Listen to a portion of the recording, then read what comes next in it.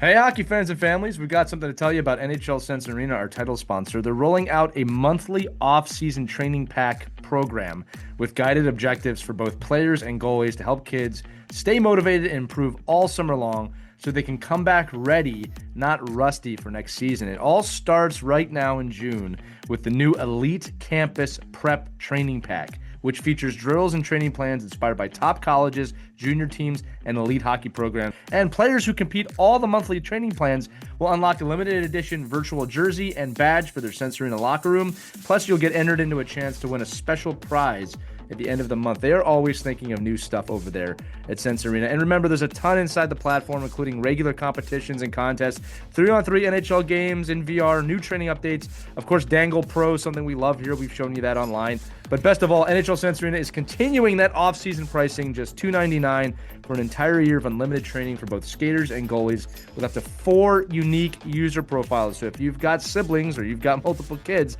this is for you. Visit nhl.sensearena.com/OKPH and you'll get an additional $25 off on top of the off-season pricing. That's pretty cool. And that's basically a free month of NHL Sense Arena for our listeners. So this is something you're going to want to check out. It is a tool for your hockey player. Speaking of tools for your hockey player, let's get you into this episode of Our Kids Play Hockey.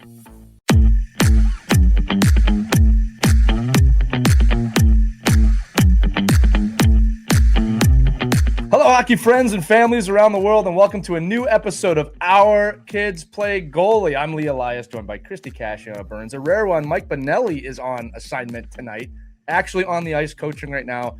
Really the only acceptable reason for him not to be on the show is to be on the ice, so we're going to let him go on that one. Now, listen, goalie might be in the title today, but this is a show for all hockey families because today's guest is one of the most respected coaches in hockey.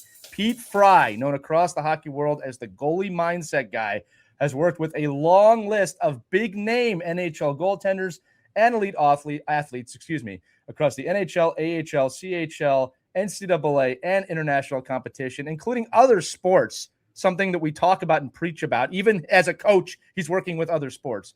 But Pete himself is a former WHL All-Star NHL draft pick and a professional goaltender himself.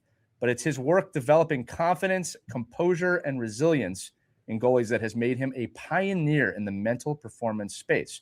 In addition to all of that, he's also the host of the Goalie Mindset podcast. We're fans of that here. And many of you know Pete through his work with NHL Sense Arena, which we have highlighted across our networks. We're going to explore a lot of important topics today surrounding mindset, focus, and preparation.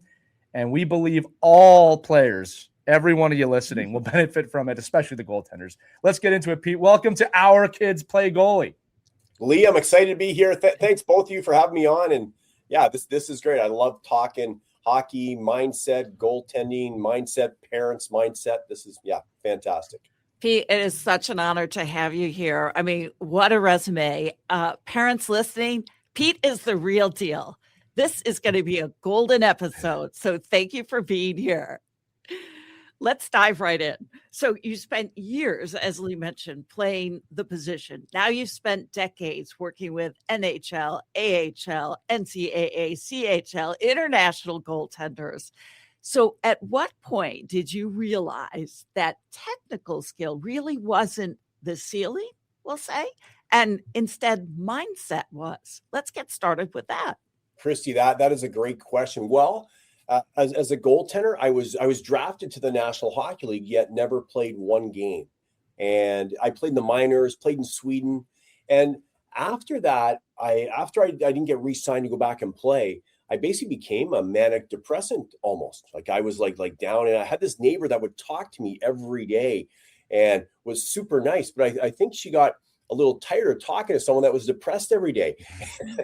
And so she gave me this personal development program. And I remember going through it and listening to it and going, whoa. And I think I was like 25, 26 at the time, thinking, this is powerful stuff. How come they didn't teach this in school?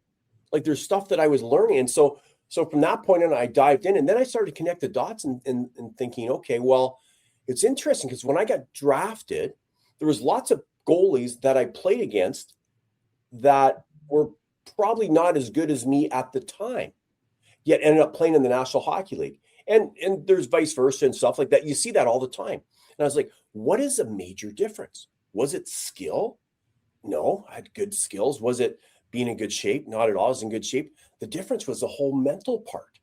And so then I went through, well, what did I think when I was drafted by New Jersey? I was in what I call the fan mindset. I had studied every NHL team and the goalies that they had, and I thought, if this team drafts me, I can make it. If this team drafts me, I won't make it. And one of the teams that I thought I wouldn't make it with was New Jersey, and because they had 6 goalies in their contract, I thought, what are the chances? So everything stopped. My training, everything basically stopped. And I went to training camp with these 6 goalies under contract, and they got rid of 3 of them. All I had to do was basically fog a mirror with my breath, and I would have made the team, maybe not New Jersey that year, but at least the American Hockey League.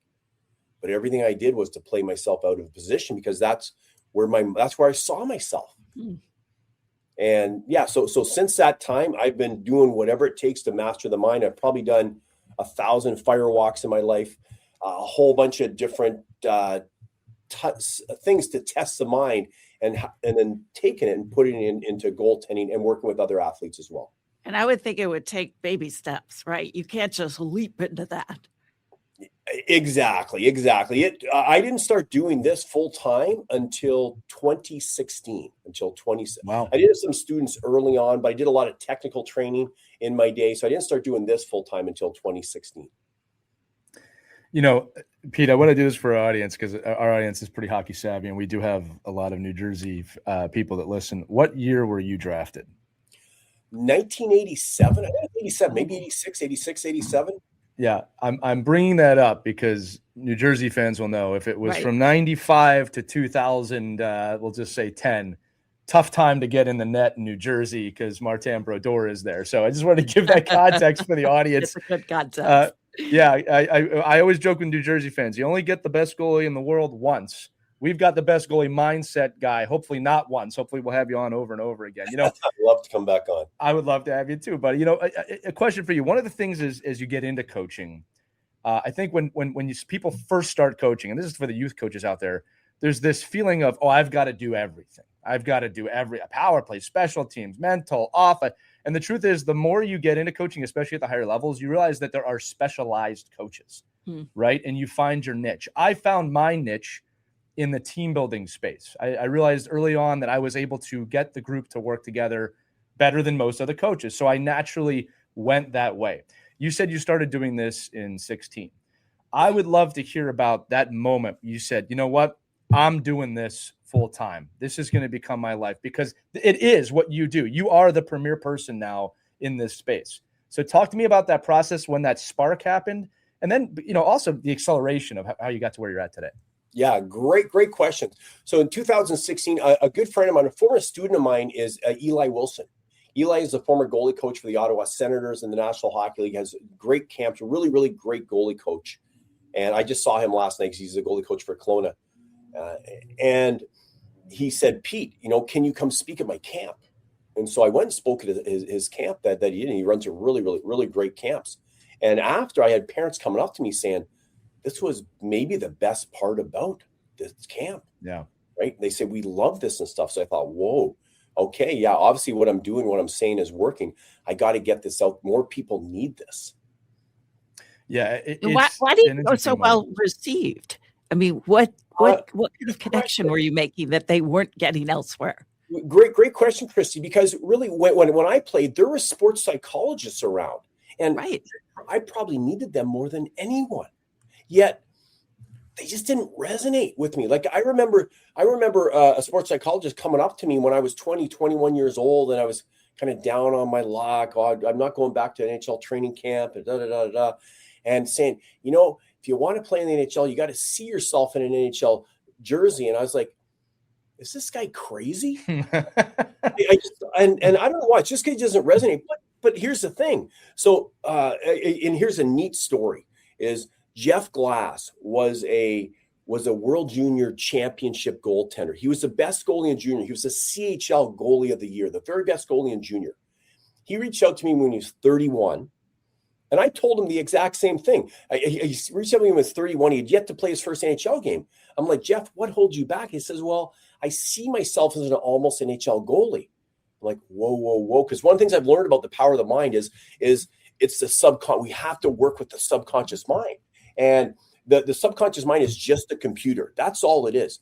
But it has all the power. Imagine where the Philadelphia Eagles play, the big football stadium. Yeah. That's the power of your subconscious mind. Tiny little golf ball is the power of our conscious mind, which can judge and things like that. So, but the subconscious is just a computer. And whatever information you put in, whatever pictures it forms, it'll move towards.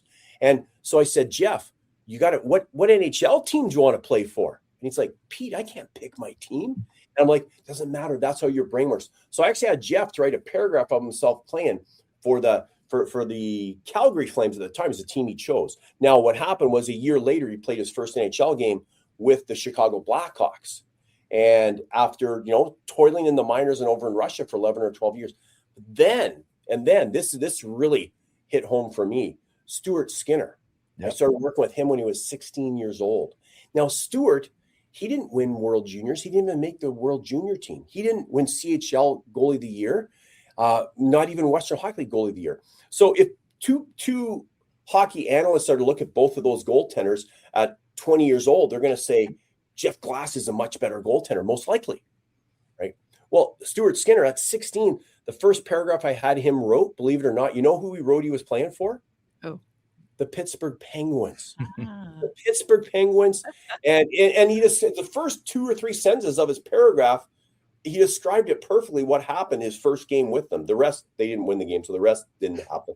But the first 2 or 3 sentences did. And then I sat down with Stuart a month after he was drafted. I was at the draft with him in Chicago when he was drafted by the Oilers. I sat down with him a month later, and we did a powerful mind map of his next season. Stuart, you're going to make the team. Like, you're going to training camp to make the team. The opposite of what I thought when I got drafted. So he wrote, like, to win all the trophies, Carey Price won, NHL All-Star, and all that stuff. And he's had, no matter what people say, he's had a successful career so far. It's been up and down, but it's been a successful career. And to me, the difference there is the power of the brain, the whole, what we put in the subconscious mind. This is amazing. And you can use this for all areas of life, I would think. Well, everything. Yeah.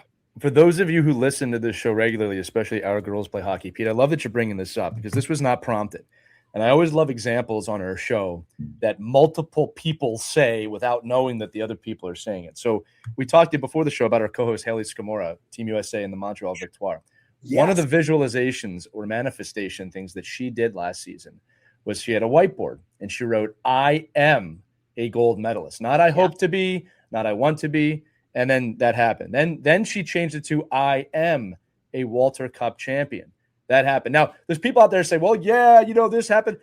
You know what? It happens. It doesn't matter what you think. It doesn't matter what your judgment thinks. And so where I'm going with this is that I believe in this too. All right. Yeah. And I have gotten myself into the practice of saying I am the things that I am going, or I am. It's tough to explain to people who haven't done it. The first time you do this, it's very awkward and very weird, just like you said. When someone says to you, no, just tell me you're on an NHL team and tell me what's going to happen. Your brain, like you said, that judgment side of your brain, which we all have, will immediately go, no. I can't do that. I can't jinx that. Adults, kids, coaches, everybody. Give this a try. Right. And Pete, I'm just curious because, positive affirmation. Okay. We tell it to our kids all the time. Right. But you mentioned mind map.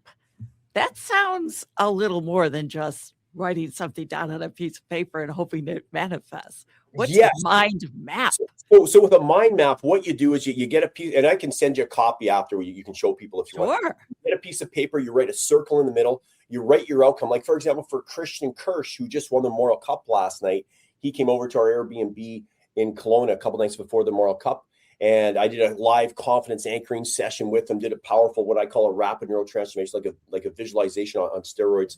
And we did a mind map. And in the middle, he put my powerful Memorial Cup championship. And I said, write what you want to see, hear, and feel. So it draws a line off, says, I want to see myself holding I want to see the trophy above my head when I hold it. I want to see the black puck clearly. I want to hear the fans cheering for me. I want to feel the power of the 3-second countdown when we win the Memorial Cup. Right. So what I would do is I would get him to write that out. And then I had him write a paragraph of it, like 3 or 4 sentences, and then do a drawing. The drawing is key. Back in the days, the cavemen, before they go on the big hunt, they would draw on the walls, like, them spearing a big boar or something like that, right? Planning out their hunt, because that was the best way they could communicate. And it locks in the brain. And going back to the subconscious and why this does work. So to explain, because a lot of people look at this, it could be hairy-fairy, you manifest and da-da-da-da. But if you look at it like this, here's how the brain works. Let's talk. Here's how the brain is. Number one, your subconscious mind, we think in pictures. If I say car, what shows up in your head? A color of a car, not CAR. And every word that is said forms a picture in our head. So if you're saying, Lee, I am, fill in the blank, that picture shows up in the head. Also, too, this is critical for coaches and parents. We are always, like, you're always programming me. I'm always programming you. We're always being programmed. In fact, there's an article just came out in the Quebec newspaper saying the man who programmed Jakub Dobish's mind, right? It was like an article on what the work that I do with Jakub Dobish for the Montreal Canadiens. And it doesn't understand the word don't. So as a parent, if you say to your goaltender, don't let in the first goal, guess what they picture? Exactly. Right? And which leads to the next thing with your subconscious mind, it does not know what's real and what you imagine. For example, did you ever see the movie Jaws? Of course. I had 3 older sisters. Man, they took me to Jaws when I was 7 years old. To this day, I'll jump in a pool. I'll be thinking, is there a shark in here? Right. The conscious mind, it doesn't know the difference between what's real and what you have. The conscious mind knows when you're going to that movie, this is fake, this is actors. Sure. This just shows the power of the subconscious. And then the 5th most powerful thing is we walk into the picture we hold of ourselves. That subconscious mind will move us towards that. Now, here's why it does it. Because our brain has about 2 million bits of information coming into it every single moment. But the conscious mind can only accept like 134. And whatever we focus on, it activates what's called a reticular activating system. We're going to see more of it.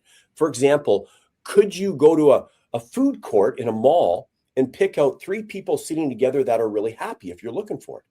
You could. Could you pick out 3 people sitting together that are very unhappy if you look for it? You could.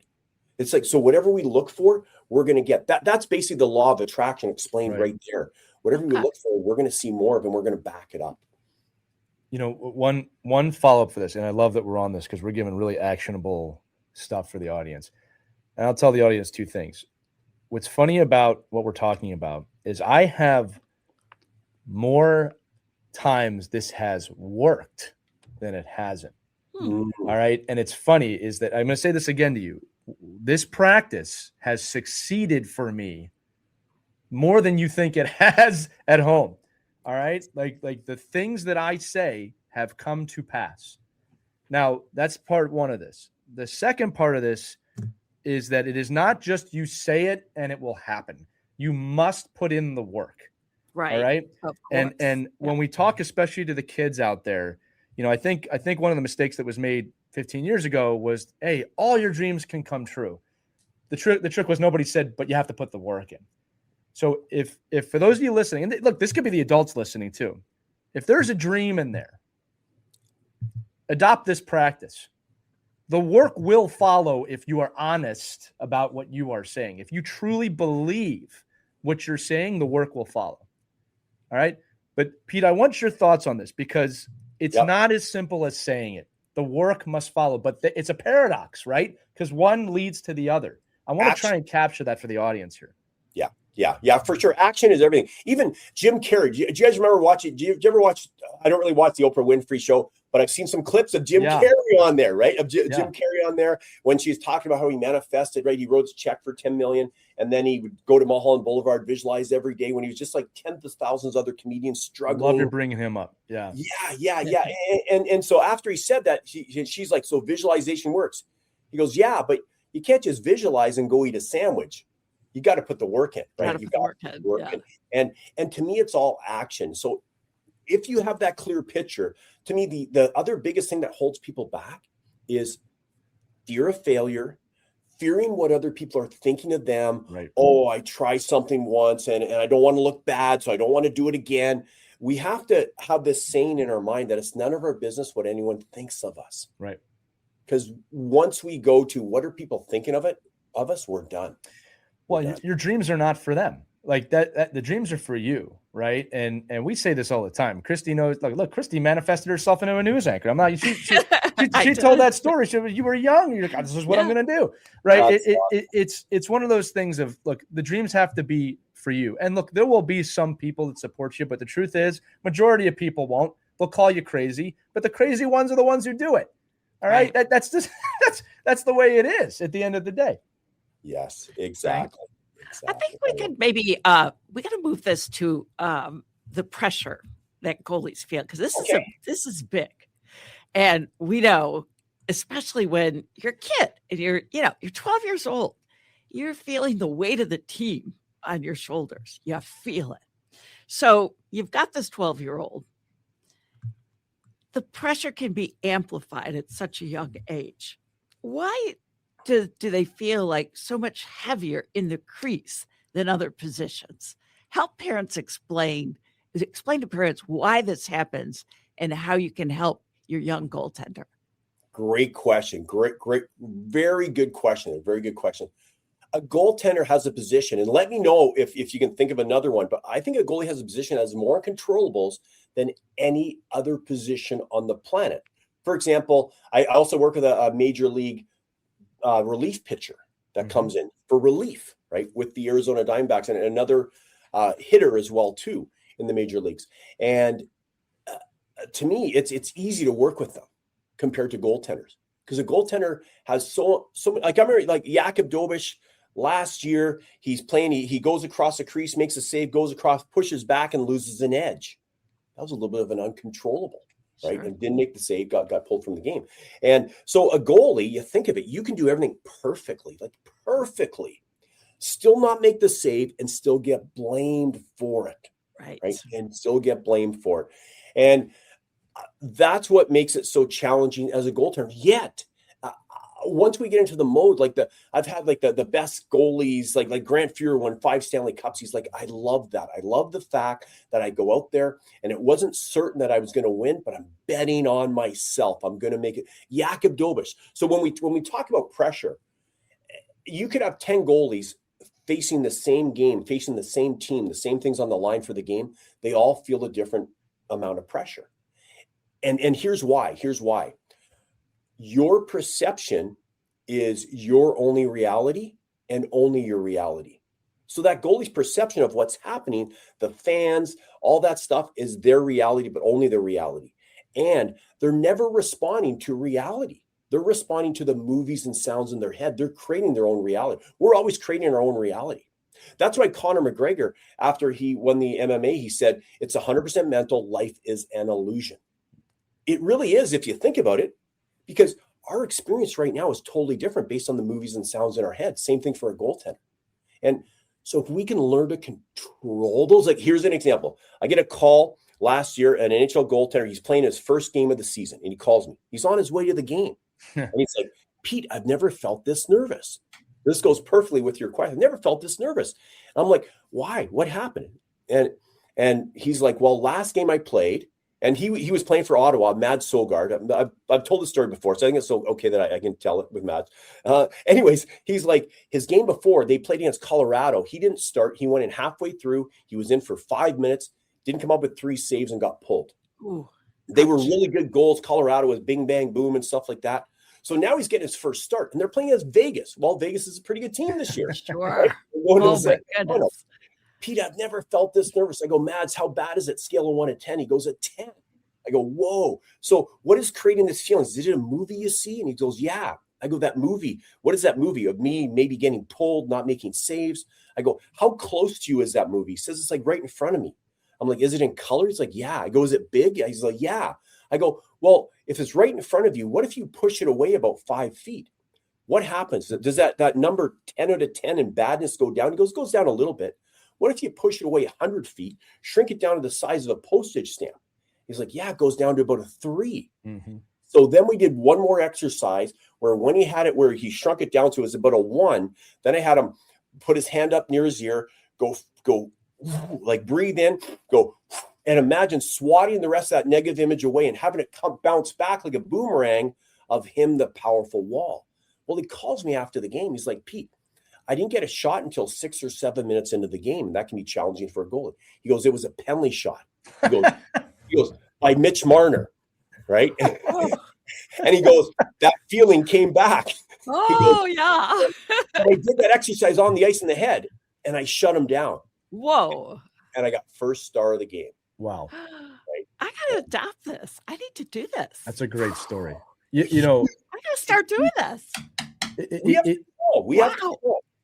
What I love about it's again, if you're hearing this kind of stuff for the first time, you might go, okay, that's a little awkward, but this stuff works. I'll tell you something, Pete, that I do that I'm a big believer in calling out your emotions, especially if they're compromising you. Because like anyone else, I get nerves, I get angry, I get overly excited, right? Like it's not always just the negative emotions. And I'm very in tune when I'm feeling a certain way. And it's not uncommon for me, especially when I'm angry. I visualize me taking the anger, crumpling it up like a newspaper or paste paper for those of you that are under 40, and throwing it into a trash can. I visualize that. Or I'll say out loud, get away from me. Like I will do that. And people have caught me doing that and say, you all right? Like, yeah, I'm just talking to myself. But the visualization of capturing these things is so important. And we're not just talking ice hockey, even though that was an amazing story that where you're 1,000% going to turn into a micro clip, because it's not every day you get to talk about Mitch Marner coming in on a penalty shot. But I love that you're bringing this up, because this is something young kids you can do as well, right? I want to talk about actually a very specific situation for young kids as well. The post goal against 10-second reset time period. Which, look, I can bring this in now. My son is a goaltender. He's 12 years old, believe it or not. I love him very much. I'm so proud of how he's taken on this position, not just as an athlete, but emotionally. And watching him learn this, okay, the puck is in the net. What do I do now over this next 10 seconds to the puck drops? I would love to hear your thoughts on how that process can go. Great question. And that's super important. Like every year I'll have NHL scouts call me. They'll ask me about my clients. They'll say, what do they think about when they don't make a save? Right. In their head. And no matter what, after the save isn't made, and I believe that here's what I go through with my clients. Is a really neat strategy that everyone can use. Every goalie parents, you can tell this to your goaltenders, is number one is when you're battling to make the save, it's like it's everything. You're doing whatever you want to create that strong why. You can imagine your family's in the net behind you. You're protecting them, whatever it is. But the moment that save isn't made, you got to be a little bit schizophrenic. Okay. So the moment that save isn't made, then it's like you look at it, and this is what I do with Jakub Dobeš, right? He just stole 2 playoff series for Montreal Canadiens. He did, yeah. If you don't make that save, you look at it and go, that's strange. I didn't make the save. I normally stop the puck. Isn't this weird? This just means I'm going to make the next 30, 40, 50 saves. That's it. So that's kind of the thought. Another thought could be good goal, bad goal, who cares? Because think of it, what do goalies do? They go into judgment, video replay mode. We got to save that for after the game. And like a good goal is worth 1 for the other team. A bad goal is worth 1 for the other team. Not worth any more, right? So then we need, once we have a different way to look at it, then we need some physical strategies, because how we're feeling at any moment comes from the movies in our head, which can be how we frame it and how we move. Because if we're thinking, it's not like me, but we're looking down on the ground like this, well, we're not going to feel very good, right? So we got to look up, we got to smile. A big thing is to smile. That resets the brain, like turn it on, off. And then we can use water to our advantage. So with water, you can squirt it, watch a drop, go to the ground, or you can take a sip of it, feel the temperature change in your mouth.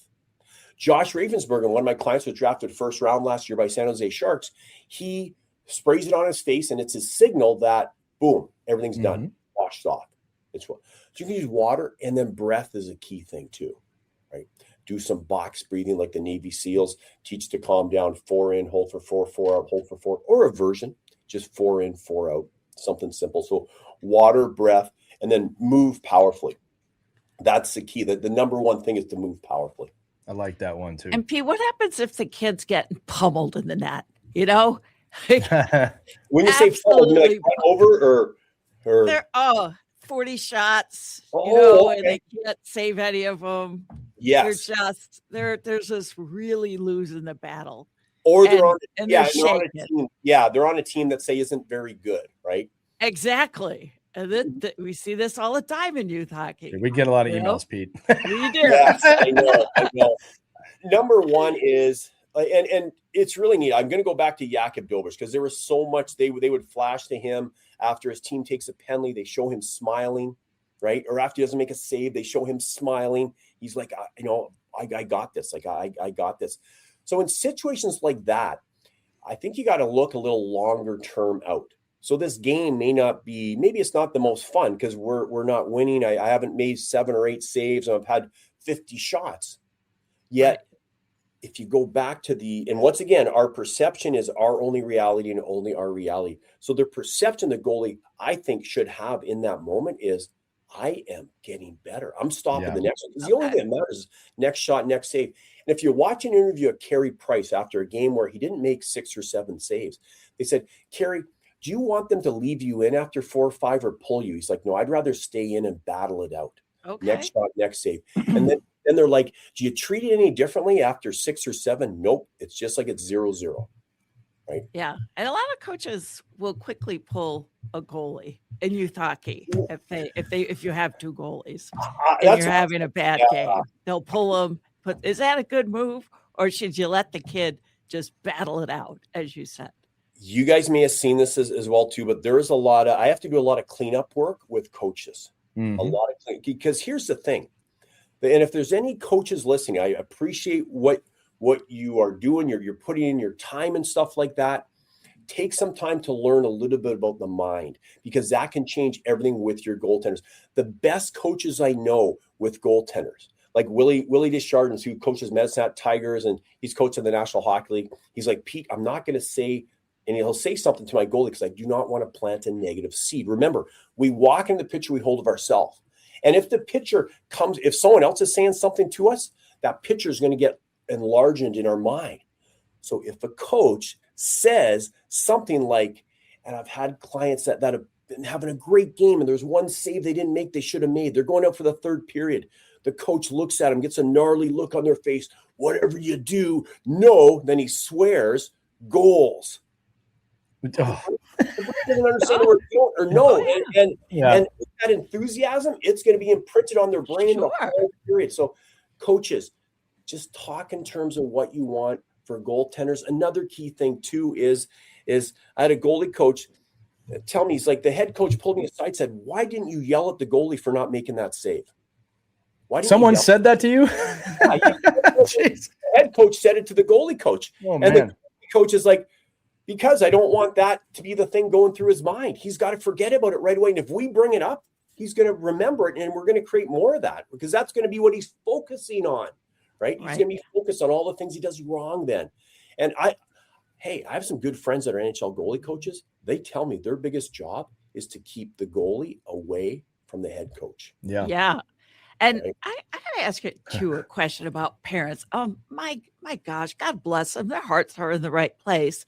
But I've seen some goalie parents take on the role of being the statistic expert. You know, they've got the clipboard.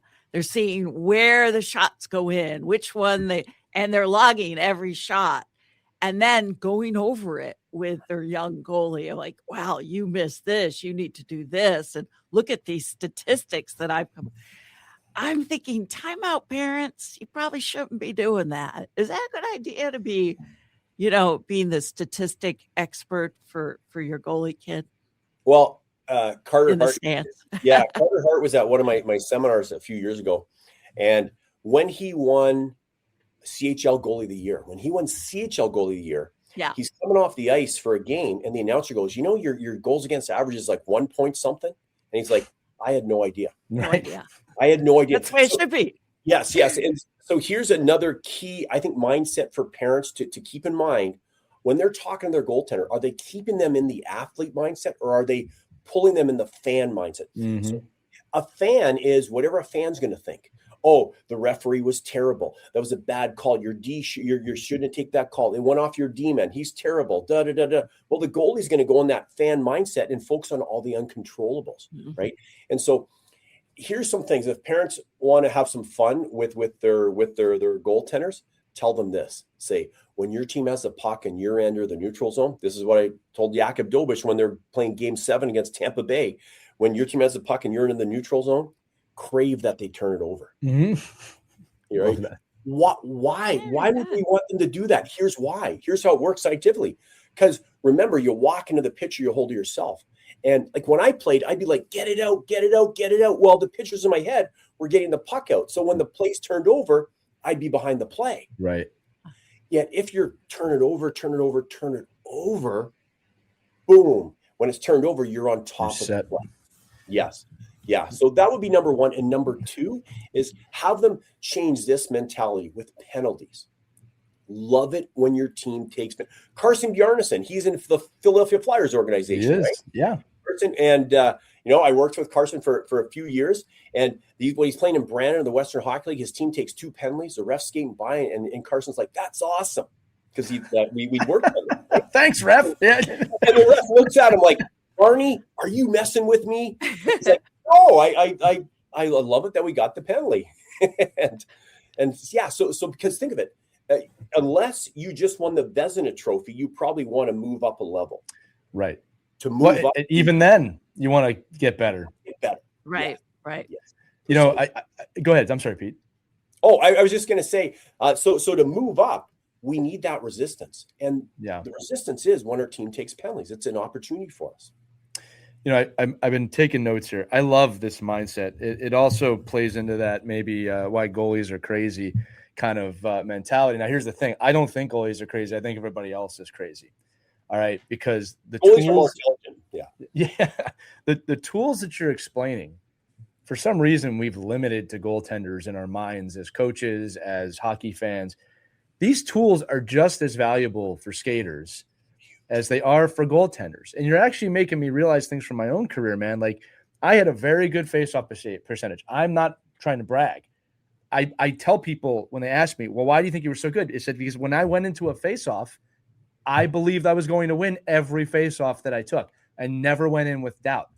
Or when I was on special teams on the penalty kill, I loved being on the PK, right? When a penalty would happen, I would get excited. Like you said, it sounds a little crazy, all right? But that's a growth mindset. That's a good mindset. I think when it comes, and we'll keep it to goaltenders for the nature of the show, but I'm going to say it again. You can apply this with everybody. That growth mindset is not just important. It's invaluable. And I'm not just talking about in hockey, right? You said it before. Don't let the first goal in, right? Man, that's tough advice. I remember my son was having a little bit of an issue where the first shot was going in quite a bit. All right. This is when he was younger. And we talked about it. And I never once said, I'm not trying to, it sounds like I'm patting myself on the back. I'm not. I just remember having the conversation with him. It wasn't, hey, don't let the first shot in. It was, hey, just visualize making the first save. And he goes, I love it. Yeah. That's what coaches should say. Right. Nailed it, Lee. You nailed it. He says, well, what if it goes in? I said, visualize the second save. There you go. Just visualize the save. Like, don't think about it going in. And all the power to my kid. Like, he improved on that by that. I always say this too with coaching, Pete, and this is a big part of it, especially for the athletes listening. I always thank my players during the season because it's a choice for them to listen to me, right? Especially in the youth game. Again, the higher levels, there's a little bit of a different relationship. But I could say everything I want, right? You choose to listen as a player, right? So for the kids listening right now, maybe choose to listen, right? That's one thing. Choose to listen to Pete here because he's giving you really actionable advice here. But you have to have this open mind. I don't know why we limit this just to goaltenders.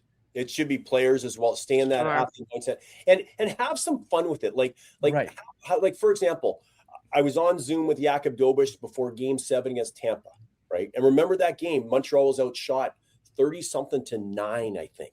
Right. Well, one of the things that I had Jakob do was to, I get him to do his drawing before every game. So he does a drawing and he's having fun with it. He'll draw his number and then Vasilevsky's number, and he'll draw a greater sign to himself. Right. And then he'll draw the numbers of their top 3 or 4 forwards. He'll put X's through them. Okay. And then I took him through a visualization where he visualized the handshake, because he looks up to Vasilevsky big time, right? So I had him visualize in the handshake line, Vasilevsky congratulating him, wishing him luck in the next round. So the reason I say that is have some fun with it. Yeah. Like, some things that you can imagine. That's good, because once again, whatever pictures you put in your mind, your brain's going to lead you towards it. Right. Right. I think that would kind of help take the pressure off too. You have a little fun with it.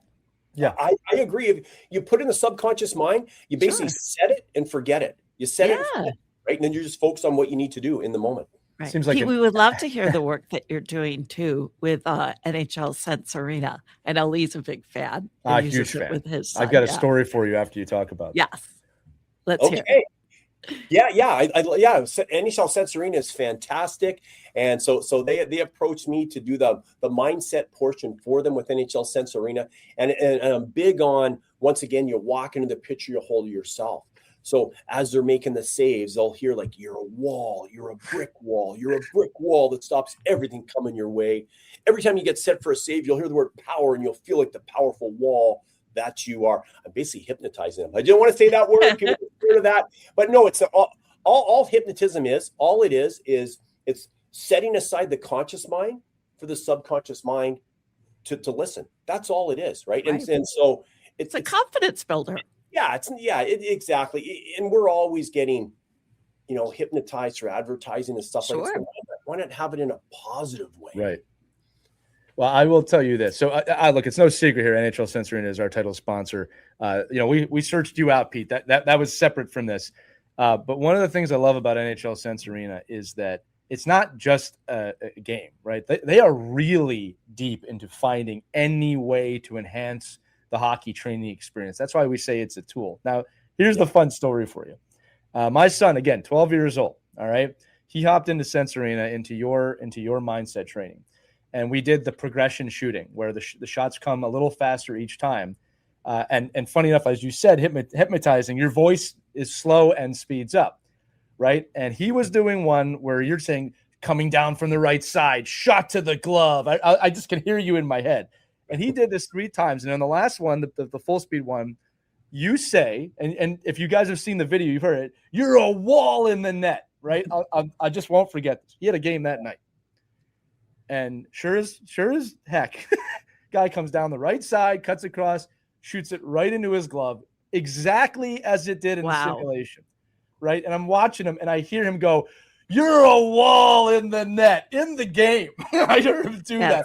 Awesome, amazing. We're talking instantaneous transfer from this tool of Sense Arena to the game. Now, again, Sense Arena or not, this is just a great version of what you're talking about and how it applies. And I loved the process of it being slow. And here's the other thing too. What was awkward about this at first, I think we should talk about that too, is you're insanely positive in this mode in Sense Arena.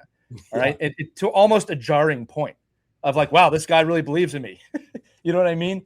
But the other thing was you say, and I want the audience to really hear this point, you say where the puck's going to go. And I remember that there was some, I don't want to say confusion, but the question of, well, if I know where it's going, I'm going to make the save. And like, yes, correct. That's the point. We're visualizing this save. And when it happened slow and then faster, boy, did that stick in his mind to the point that he did it in a game.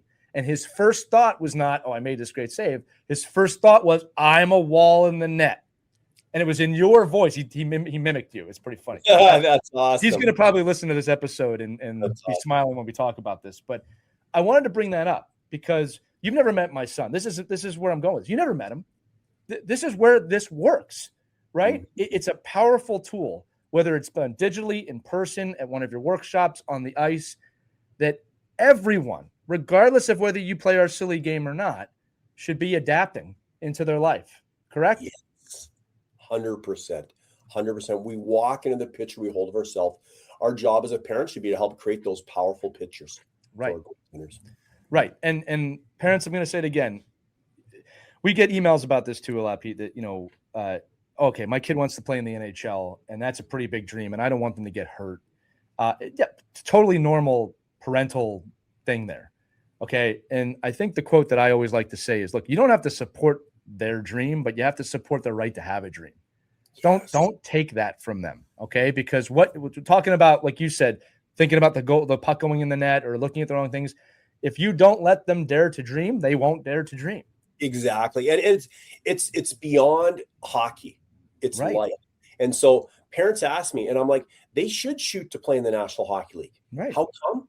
We want to teach them how to think big. You look at the most successful entrepreneurs. If you ask them at the end of their life, what's one thing that you would have done differently? Of course, it's always spend more time with family. Then it's like, I would have thought bigger. And when I go back to when I was drafted by New Jersey, all I had done is listen to the naysayers. The chances are slim and none and da-da-da-da-da. And there's even that study that came out about how it's 1 in 4,000. Mm-hmm. And I tear that study apart in the sense of, because they say it's 1 in 4,000, yet not everyone is the same, because they don't put in that study how many of those 30,000 minor hockey players they surveyed were in great shape, right? How many worked on their mental skills? How many worked on even their technical skills? So once you start to do that, the odds get better and better and better and better and better. And once again, I think you should shoot to play in the National Hockey League. And it's not about that. It's about thinking bigger for everything you're going to do in your life. One of my favorite quotes that I tell everyone is, how big would you dream if you knew you couldn't fail? Yeah. How big would you dream? And it's just an unlocking question of making you aware of, okay, there are some limiting beliefs here. And then, hey, have some fun with this. Yeah. Adversely, coaches, I beg coaches not to do this. Do not say to those kids, you're never going to make the NHL. Right. You know the odds are against you. There's no point in thinking. None of you are making the NHL. Do not tell the kids that. And I will tell you why. There's a kid in every locker room where that's said that you just devastated. Mm-hmm. Every one of them. Yep. All right. There's no value to you telling the kids they're not going to make it. Okay. We all know the odds. Okay. Do not take that from these kids. Allow them to dream big. All right. That's one that hurts me, because it was said to me. And I'll tell you that I think the difference was, I remember thinking, but someone's got to make it. Yeah. It's good for you. Right. Someone's going to make it. And here's the thing. I'm living a life of hockey now. Right. So as are all of us here. Christie, you do that news thing on the side, but all of us do that hockey stuff. All right. Last question for you, Pete. I want to ask this too, is that the goalie mindset actually affects the entire team. And I'm talking to both the coaches and the players here that, when I tell my own kid, like, hey, if you fall apart, the team's going to fall apart. If you're in net, right. Like, when they see that, it's over. Now, when they see you smiling, or they see you dancing after whatever, changes the whole thing. And I've seen teams completely flip because the goaltender has the right idea. Can you talk to us for just a couple minutes about how we always say the goalie is the backbone? That's not just from the score. That's emotionally too. Yeah, for sure. And I think if you look at it like as a goaltender, we want to remain in that athlete mindset, yet realize this, our players on our team are going to go up and down like a yo-yo. Yep. Think if they score a goal, they're up here. Yeah. We allow a goal, they're down here, right? Our body language is negative, they're going to stay down there. We bring it back to positive, they're going to feel better. And so everything we do affects them. And a key thing too is by making like the key saves at the key times, it's almost as good as our team scoring a goal. Yeah. Because they get that boost, right? They get that boost. And so yeah, it's all about, I'd say remaining in that athlete mindset. If you don't make a save, you're making the next save. Come on, guys, I got this. Smile, do something, stand powerfully, stand tall, because it's like yawning. If I was to yawn, the chances of you two yawning goes right up. Wouldn't be good for the show if I was to yawn, but you're right, it does. It's because what we do is contagious out there. So yeah, keep that powerful body language. It affects the team big time, no matter what. Carey Price, I had a client was going on the ice with Carey Price. What's the biggest thing you notice about him? You can't tell if he made a save or. It's true. He's so even keeled. Language, yeah. you can never tell if he was tired. He would never look down. Right. So those are two key things. So yeah, as a goaltender, work on those two things. Keep that body language consistently, whether you're making a save or not making a save, whether it's the start of the game or it's the third period and you're feeling a little bit tired there. All right. Well, thank you so much. I really appreciate all this great advice. And once again, you're helping parents let their kids dream big and chase their dreams with all of their heart and their minds. Key to success. Yeah. Thanks for having me on. It's been an honor to be on here with you guys. Look forward to coming on again. Yeah, Pete, I was just going to say this time kind of flew by a little faster than I'm used to. I just looked at the clock. I'm like, oh, wow, we're at time here. For the audience listening, PeteFry.net, PeteFry.net, apropos, right? And it's FROY. Please check out his stuff, his books, his speaking. Obviously, Sense Arena has some really amazing stuff in there. Pete, is there anything else going on with you right now we want to shout out? I one thing, maybe we did just launch a course for parents, for goalie parents. Ooh, I love that. Sign them up. Yeah.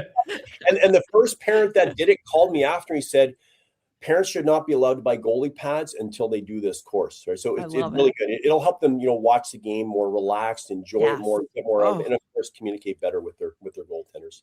Wow. Well, I was Can you imagine that, a goalie parent watching a game relaxedly? People say I'm relaxed. Happen? People come up to me and say, "How are you so relaxed?" And that we'll talk about that off the air. But yeah, like I'm actually the calmest one out there. Wow. Listen, Pete, again, as Christie said, fantastic episode. Thank you so much. We will absolutely have you back on again. And for the audience listening, Pete's going to join us for a quick ride to the rink session that you're not going to want to miss. But that is going to do it for this edition of Our Kids Play Goalie. Remember, you can email us, team@ourkidsplayhockey.com, or use the link accompanying this episode in the description. You can send us a text. I've been going back and forth with a lot of you lately, so I appreciate that. But for Pete, for Christie, I'm Lee. We'll see you on the next episode, everybody. Have a great day. We hope you enjoyed this edition of Our Kids Play Hockey. Make sure to like and subscribe right now if you found value wherever you're listening, whether it's a podcast network, a social media network, or our website, ourkidsplayhockey.com. Also, make sure to check out our children's book, When Hockey Stops, at whenhockeystops.com. It's a book that helps children deal with adversity in the game and in life. We're very proud of it. But thanks so much for listening to this edition of Our Kids Play Hockey, and we'll see you on the next episode.